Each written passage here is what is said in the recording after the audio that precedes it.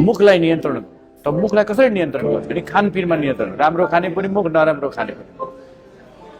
जस्तो सुर्तीजन्य पदार्थहरू, मदिरा सेवन, चिनीजन्य गुलियो पदार्थहरू सकेसम्म प्राकृतिक चिज खाने, जसले गर्दाखेरि ती चिजहरूले चाहिँ शरीरलाई सफा गर्न सक्छ, मुखलाई पनि सफा गर्न सक्छ। त्यसैले भन्ने पनि गर्दछु नि, ब्रस मात्रै गरेर मुख सफा हुँदैन।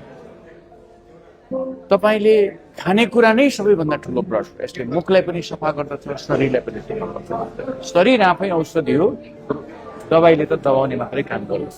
त्यस कारणले यो जुन मेजर कुरा छ, साइकोलोजिकल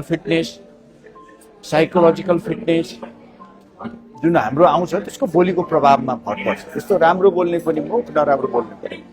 त्यसले गर्दाखेरि कम्तीमा हामीले त्यो फिटनेस क्रिएट गर्यौँ, एक्सर्साइज गरेर, खानेकुरालाई नियन्त्रण गरेर र बोल्ने कुरालाई नियन्त्रण गर्यौँ भने नर्मल्ली तपाईँले हुन्छ अलिक मुख स्वास्थ्यको लोकल्ली केयर हामीले गर्यौँ भने ब्रस गर्ने, कम्तीमा 4-5 भाग सफा हुने गरी ब्रस गर्ने, राति सुत्नुभन्दा अगाडि र बिहान उठ्ने बित्तिकै ब्रस गर्ने र दुईटा दाँतका बीचहरूमा पनि सफा गर्ने। यदि नियमित गर्न सक्यो भने मुखको रोग त लाग्दैन, शरीरको रोग पनि लाग्दैन।